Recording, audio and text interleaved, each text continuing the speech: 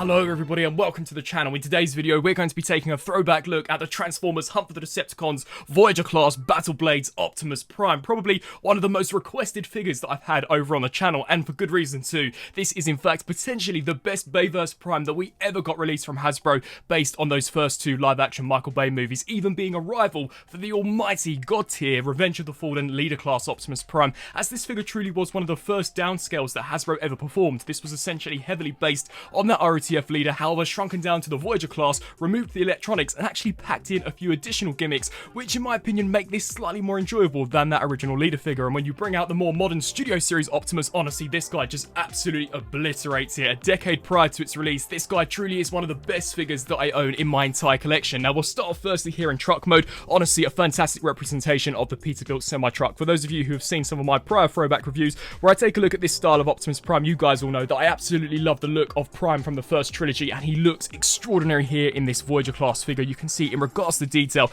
they've absolutely smashed it out of the park. Not only are the details up to scratch, but the actual proportions on this are exceptional, especially where those smokestacks are concerned. You can see here towards the front of the grille, we've got some fantastic sculpted in detailing, even a tiny little Autobot insignia, which you may in fact be able to tell does in fact actually have some surface detail going on for it. As we take a look here towards the hood, unlike the standard Studio Series Voyager figure, we do in fact get this awesome metallic orange fade with those classic Michael Bay metallic flame highlights there on the front. As we turn our attention here to the windscreen, you can see completely cast there out of transparent blue plastic, and the actual sun visors too have been cast merely out of grey plastic but still look awesome. You can see here for these air filters, these two have also been picked out in very nice looking silver, and you can see some nice flame detailing going along the side of the vehicle mode. The actual step 2's been picked out in silver, as so has this portion of the smokestack. Sadly the gas cans as well as the actual stacks themselves have merely just been cast out of grey plastic, but I would put that down to the fact that these do in fact actually transform, and of course this region here is made out of a slightly more pliable PVC. Now the only area which is missing flames I believe are in fact these sections. Now that is slightly unfortunate but is a minor critique in the grand scheme of things. And then as we just spin our attention here to the back, you can see this guy cleans up impeccably well. So we've got this almost refrigeration unit here looking great. You can see the sculpt work looks great. We've got the trailer hitch, we've got some nice flame detailings on this mud flap section, and we've even got some nice tail light detailing, as well as this rear plate which also has been sculpted really nicely. And you can see all of the hubcaps individually detailed, as well as all decked out in silver, and every single one of the wheels actually being pegged on via a pin, meaning that he rolls along the ground with absolute ease. Honestly, for truck mode, this guy is literally flawless. Such an amazing figure. Now, if I bring out the newer Studio Series Voyager Optimus Prime for a comparison based on the exact same design, in my opinion, this guy absolutely abolishes this. This looks like trash compared to this Hunt for the Decepticons figure. And as mentioned beforehand, this guy came out, I would say, roughly a decade prior to the release of this. So it really does go to show that despite the figures actually being really impressive nowadays, I think that if they were to have kept the same engineering style from the Hunt for the Decepticons / ROTF days and had applied it to nowadays, honestly the figures would be literally masterpiece, as this is definitely a step in the wrong direction in my opinion. Definitely not a bad figure,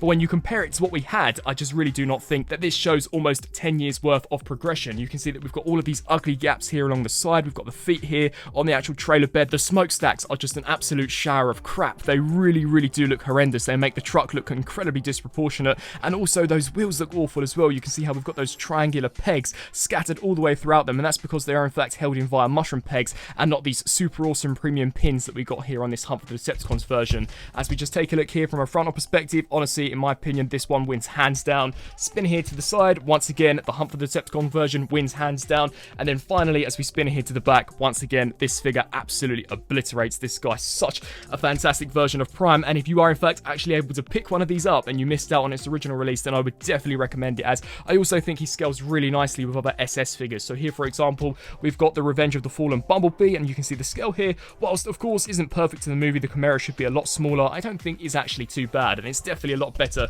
than the scale that we got between this guy and of course that Bumblebee. So once again, such an astonishing Prime, absolutely annihilates the newer Studio Series version, especially here in truck mode. So turning to transformation here for this Battle Blades Optimus Prime, considering that he was of course based on that ROTF leader, a figure which is regarded as being one of the most complex mainline figures of all time, he was a little bit more on the complex side. However, I've always personally really enjoyed complex conversions and actually was a huge fan of that ROTF leader Prime conversion. So without further ado, let's begin by, I believe in fact actually popping these panels here out to the sides. So just essentially take these sections here and extend them like so. What you'll then want to do is in fact rotate here, and you can see how we do in fact get a tiny little tab and slot there that you'll just want to clip that into place. Of course, come here to this side and repeat the same process. So just snap that section in there like so. We can then come here to the front, much like the actual RTF leader figure, and essentially just detach all of this here like so. We can then take the mud flap section, reverse this here to the back. You're then going to want to take these pieces, hinge those out and around, of course, come to this side and repeat the exact same process, just like so. What we can then do is turn our attention to the legs. The most simplistic step of conversion, to be fair, just essentially split this here. Now, this was actually very similar to the Leader Prime, which was very impressive considering this guy's a Voyager.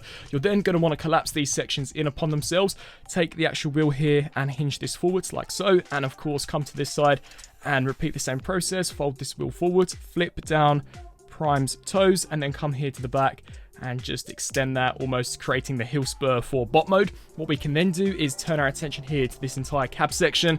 You're just going to want to detach the arms here from the sides, just like so. So just hinge all of this out. And this is definitely where things can become rather convoluted, as this can become a little bit of a mess. So to begin with, what I believe you're supposed to do is in fact take these side doors and in fact pull them out and shift these sections here forward so they do overlap here on the front windscreen. Of course, come to this side and repeat the exact same process. So bring this forward. No faux pieces, unlike the Studio Series version. So once again, an exceptional figure.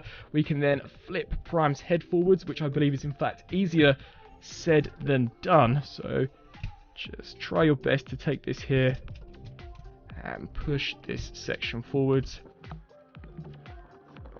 And once you've got that section there risen out, you are in fact going to want to flip this grey piece forwards. And you can see here the matrix of leadership. This is actually an area we'll touch base with towards the later half of the review.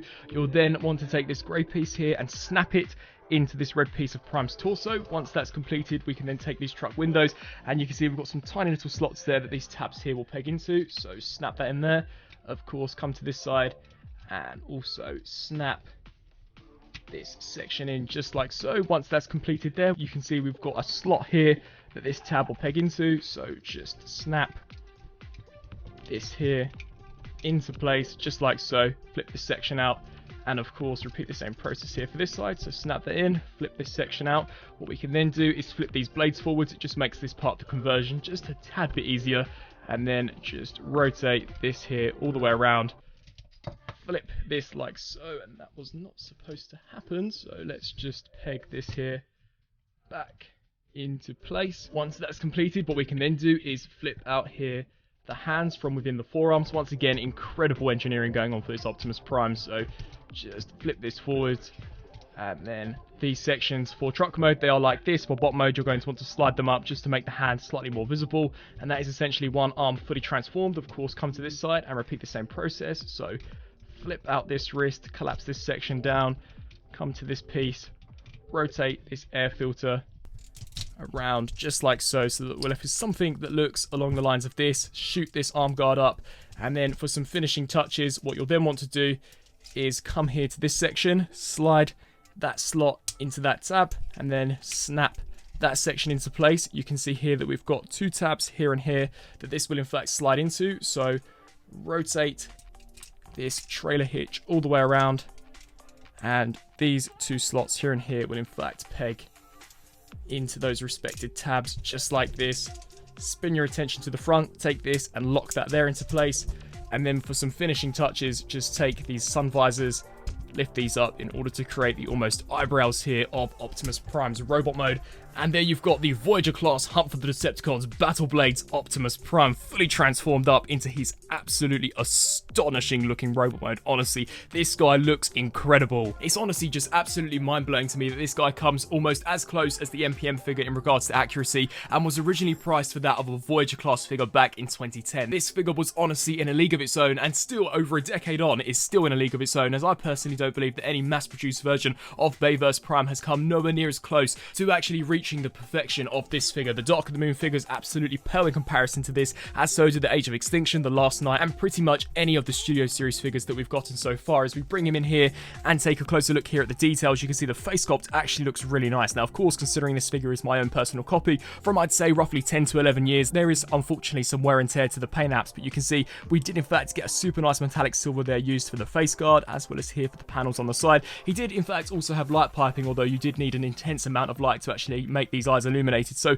maybe it would have been slightly better if they had just painted them in blue, but you can see very nice looking sculpt work going on here. Unlike the SS version, this entire torso region utilizes all of the actual components that you'll use in truck mode, such as the front windscreen, the actual sun visors from the vehicle mode, and the entire back of the figure too is completely faithful to the actual truck mode. So literally no faux parts used on this guy at all, which is just remarkable. You can see some very nice looking detail going on here for the chest piece in order to match his appearance from the movie. So you've got that asymmetrical sculpted in detailing going on here. You've got the Autobot insignia slap bang there in the center of Prime's chest. And as we actually take a look here towards the arms, once again, the detail on these is just fantastic. If you actually own the ROTF leader figure, you'll definitely be able to see the similarities between this figure and, of course, that leader figure, and it is just really remarkable. The sculpt work is impeccable. You can see here for the side, we've got some nice hydraulic detailing towards the back, as well as what are supposed to actually be the front headlights of the truck mode here for the torso. We turn our attention down to the lower section. You can see the wheel placement is very accurate, and in my opinion is actually better than the placement that we got on that ROTF leader figure, as of course one wheel did in fact actually overlap the other wheel with that original release. And as we just spin our attention down to the lower section,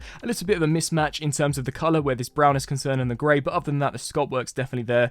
You can see the foot design is slightly unusual and probably isn't the best, but once again, for a Voyager class figure, I don't think it's too bad at all. And you can see as we take a look here towards the back, he actually cleans up very, very nicely. Just such a fantastic figure, and I'm sure you guys will be able to agree with me in saying that this is probably one of the best Optimus Primes that we've ever gotten. Now, some of the areas that I actually find to be an improvement with this figure when in comparison to that leader class figure would be quite a few. So the actual battle blades themselves are no longer spring-loaded, which was excellent, and they are in fact actually removable. They were made out of a PVC material, so you could effectively just take them clean off if you didn't like them. On the original ROTF figure, they were screwed and in fact actually spring-loaded, meaning that if you took them out, you could in fact actually damage the mechanism, and if you actually left them installed, they were a pain for transformation and did actually have a tendency to continuously want to flip out, and you weren't actually able to straighten the arms on that figure, whereas with this one, they're not a restriction at all, which is fantastic. I actually did like that this guy included 2 blasters, but we'll touch base more of that in just a second. And I also like the wheel placement on this figure, as well as the matrix of leadership actually embedded within the chest. Now, as we just very quickly go through articulation once again, for an era of 2010, this guy truly was in a league of his own. So we've got a swivel joint here,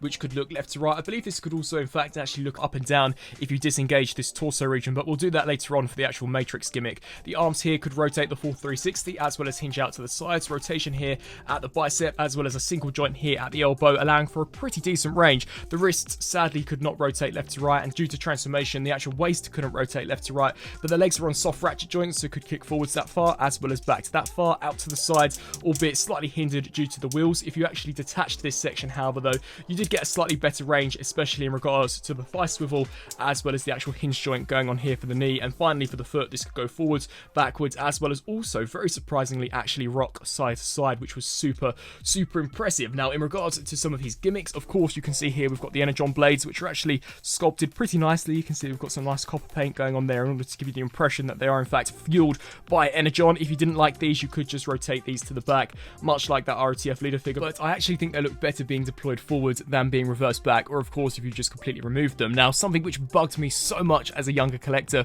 was the fact that the ROTF leader Prime didn't actually come with any cannons. Now, of course, the Takara Tomy Buster Prime did fix that, but in regards to the standard version, he had no form of firepower. That's where this figure came in, and in my opinion, really sold this guy for me. So if we spin our attention here to the back, you could in fact actually remove these fuel tanks here. I forget how you're supposed to do it. I think they just literally pop off like so, and you could transform them into Prime's ion blasters like we saw when he takes down both Starscream and Megatron just before the forest battle. So you flip out that nozzle, and whilst it isn't a super convincing looking ion blaster, it works well enough for me, and I actually think it looks really cool. You can see some nice sculpt work going on here for the tip, but sadly not picked out in silver, just this grey plastic, but still not too bad. And the same also applies here for this one, so we could just attach this here and of course extend the barrel of this, and you could apply them onto either of Prime's arms, which was just so cool. So they simply just slid there via the handle, and of course come to this side and repeat the exact same process, and there you had Optimus Prime ready to take on Starscream,